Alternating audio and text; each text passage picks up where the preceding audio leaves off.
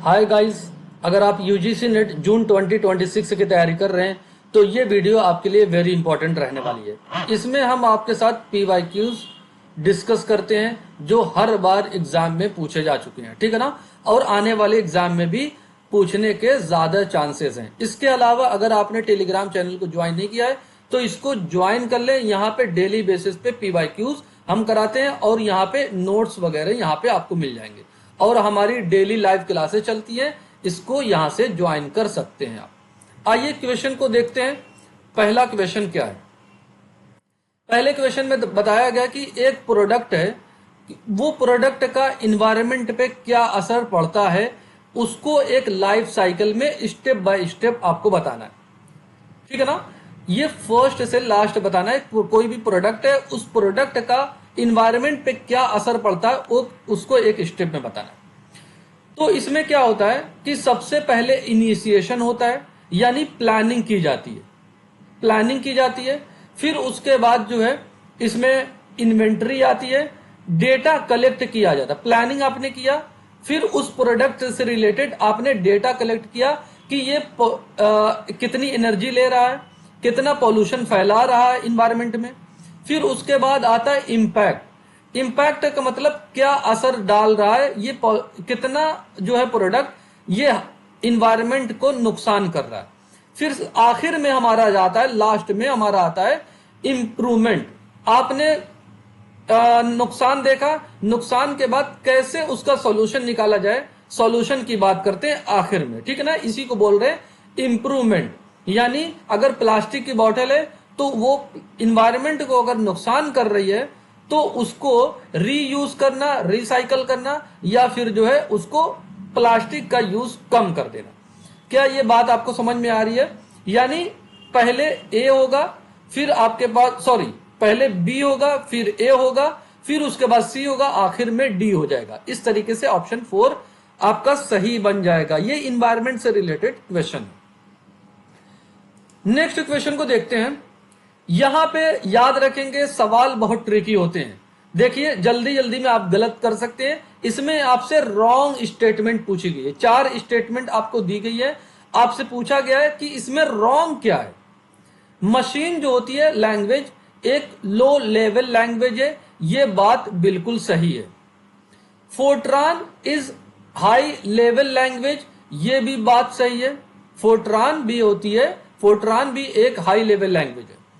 सी जो है a is a low level language, ये बात गलत है। सी जो होती है एक हाई लेवल या मीडियम लेवल लैंग्वेज होती है। SQL is low level language, ये भी बात गलत है। एसक्यूएल भी एक हाई लेवल लैंग्वेज होती है। ये डेटाबेस के लिए इस्तेमाल की जाती है, मतलब डेटा को स्टोर यहां पे किया जाता है, रिट्रीव किया जाता है और यहां पे अपडेट वगैरह डेटा को किया जाता है। याद रखेंगे एग्जाम में ये सवाल पूछा जा चुका है। एसक्यूएल जो होता है स्ट्रक्चर्ड क्वेरी लैंग्वेज होता है। इस तरीके से हमारे 2 ऑप्शन गलत हो गए, सी और डी। इस वजह से ऑप्शन 4 आपका सही बन जाएगा, ठीक है ना।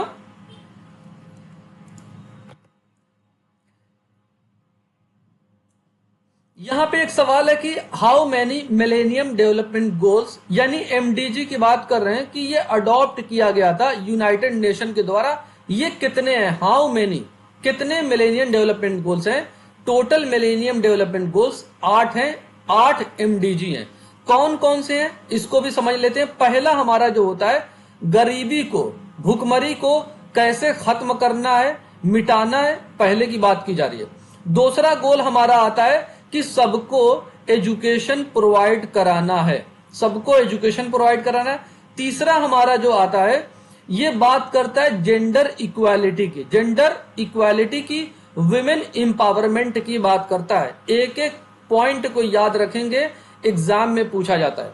फोर्थ में आपका आता है कि जो बच्चे जल्दी मर जाते हैं, चाइल्ड मोर्टेलिटी की रोकने की यहां पे बात कर रहे हैं, ठीक है ना।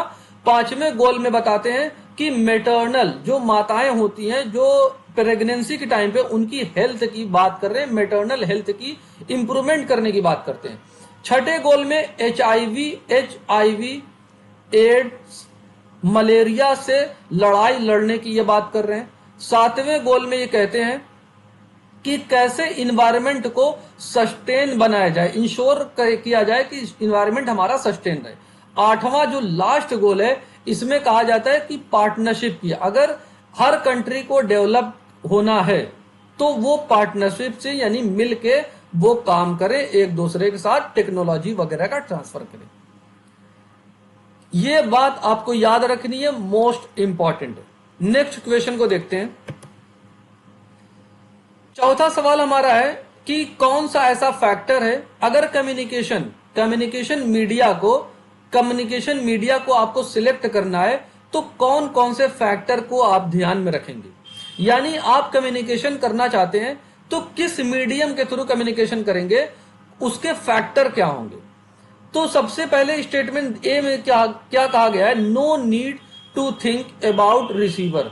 क्या आप कम्युनिकेट किसी के साथ करना चाहते हैं तो उसको रिसीवर को ध्यान में नहीं रखेंगे, ये बात आपकी गलत है। ध्यान में भाई रखना पड़ेगा, वरना फीडबैक वगैरह कैसे मिलेगा। रिलायबिलिटी की बात करते हैं। भाई रिलायबिलिटी मतलब कंसिस्टेंसी, आपका मैसेज कितनी जल्दी पहुंच जाता है, कौन सा ऐसा मीडिया सिलेक्ट करेंगे कि आपका मैसेज तुरंत वहां पे पहुंच जाए। तो ये बात तो सही है, रिलायबिलिटी आप देखेंगे मतलब कितना ट्रस्टेड, कितना उस पर भरोसा कर सकते हैं। इट शुड बी कॉस्टली, ये हमारा गलत हो जाएगा। कॉस्टली अगर होगा भी, लेकिन उससे भी कहीं ज्यादा है, इंपॉर्टेंट रखता है कि मैसेज आपको टाइमली पहुंच जाए, तो ये हमारा गलत हो जाता है। कॉन्फिडेंशियलिटी की बात करते हैं, ये आपका सही हो जाता है। जो भी आपका प्राइवेट मैसेज होगा ये गोपनीयता रखे, जिस मीडियम के थ्रू आप भेजें उसको गोपनीय रखे, मतलब सीक्रेट रखे, ये भी चीज आप देखेंगे। अवेलेबिलिटी की बात करते हैं कि जब भी आप फैक्टर देखेंगे मीडियम में तो वो अवेलेबिलिटी को भी देखेंगे कि इंटरनेट हर वक्त मौजूद रहे, यहां पे नेटवर्क हर वक्त मौजूद रहे, ताकि जब आप कम्युनिकेशन करना चाहें तब आप कम्युनिकेट कर पाए। तो आपका ऑप्शन कौन सा हो जाएगा, बी, डी और ई हो जाएगा। बी, डी, ई किस में है, ऑप्शन फोर्थ में है, ये आपका सही हो जाएगा। ये फैक्टर हैं, कौन कौन से फैक्टर नहीं है, ए और सी आपका गलत हो जाएगा, ठीक है ना। ये लास्ट क्वेश्चन है, आईपी एड्रेस से रिलेटेड क्वेश्चन है। एग्जाम में ऐसे सवाल देखने को मिलते हैं। कह रहे हैं कि आईपी एड्रेस कंसिस्ट करते हैं कितने बीट को, कह रहे हैं कि 16 बिट, 32 बिट, 64 बिट या 96 बिट। आईपी एड्रेस जो होता है वो 32 बिट्स को कंसिस्ट करता है, याद रखेंगे। आईपी एड्रेस से रिलेटेड कुछ बातें हैं, इसको जान लेते हैं। आईपी एड्रेस जो होता है ये 4 पार्ट में बटा होता है, 4 पार्ट में, हर पार्ट में 8-8 हिस्सा इसका होता है, हर पार्ट में 8-8 बिट होते हैं।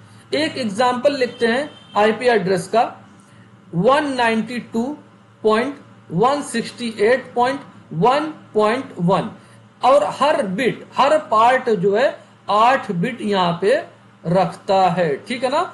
ये इतनी बातें जानना जरूरी है। यहां पे एक बात और जान ले, आईपी वर्जन 4 और आईपी वर्जन 6, ये आपका ओल्ड वर्जन है, ओल्ड है, ये आपका न्यू वर्जन है, ठीक है ना। ये इसमें जो है 28 बिट रखता है, 28 बिट, और इसमें जो है 182 बिट रखता है। याद रखेंगे, ये एग्जाम में बात पूछी जा सकती है। ये वीडियो कैसे लगी, वीडियो को अगर अच्छी लगी तो वीडियो को जरूर लाइक करें और अपने दोस्तों को इसको शेयर करें। Thank you for watching video. God bless you all.